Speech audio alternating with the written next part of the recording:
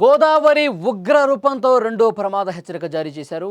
పర్ణశాల నీట మునిగింది. భద్రాచలం దుమ్ముగూడెం రాకపోకలు నిలిచిపోయాయి. సీతమ్మ వాగు నీట మునిగింది.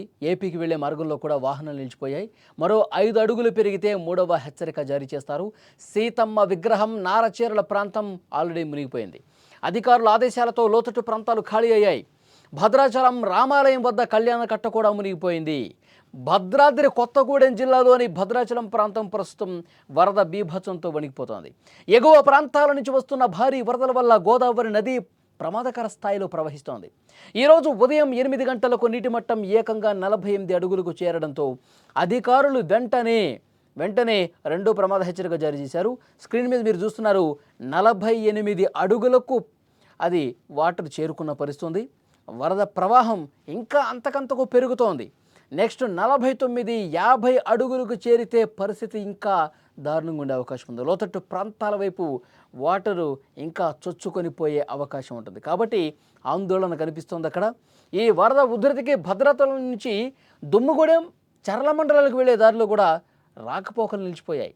ఆంధ్ర సరిహద్దులో ఉన్న కోనవరం, విఆర్పురం, చింతూరు మండలాలకు వెళ్లే వాహనాలు కూడా ఎక్కడికక్కడ నిలిచిపోయాయి. రోడ్డు మార్గాలు పూర్తిగా జలమయం కావడంతో ప్రజలు ఇబ్బంది పడుతున్నారు. వరద ప్రభావం భద్రాచలం ఆధ్యాత్మిక కేంద్రంపై కూడా పడింది.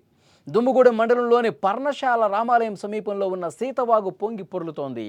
స్వామివారి నారచీరల ప్రాంతం, సీతమ్మ విగ్రహం, స్వామివారి సింహాసనం సహా నారచీరల ఆనవాళ్లన్నీ కూడా మునిగిపోయిన పరిస్థితి. భద్రాచలం రామాలయం వద్ద ఉన్న గోదావరి స్నాన ఘట్టాలు, కళ్యాణ కట్ట కింద ఉన్నటువంటి భాగం పూర్తిగా వరద నీటితో మునిగిపోయిన పరిస్థితి ఉంది. ఎగువ నుంచి ఇంకా ఆ ప్రవాహం వస్తానే ఉంది. ప్రవాహం కొనసాగుతూనే ఉంది.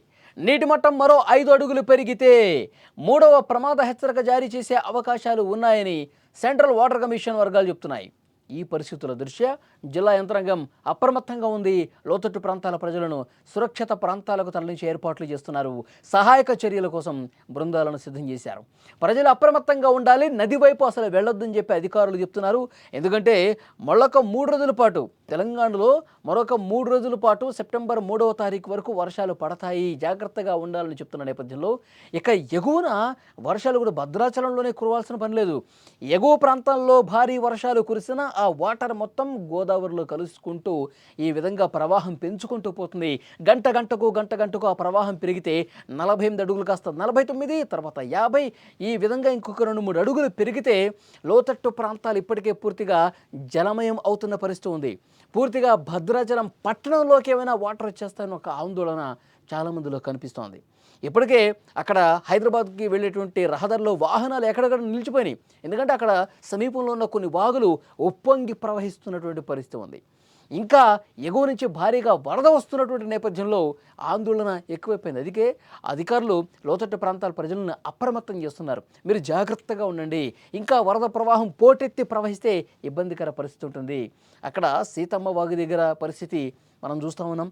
అక్కడ నారచీరల ప్రాంతం కావచ్చు, పర్ణశాల కావచ్చు, మొత్తం కూడా మునిగిపోయిన పరిస్థితి. పర్యాటక కేంద్రం పూర్తిగా మునకకు గురైంది.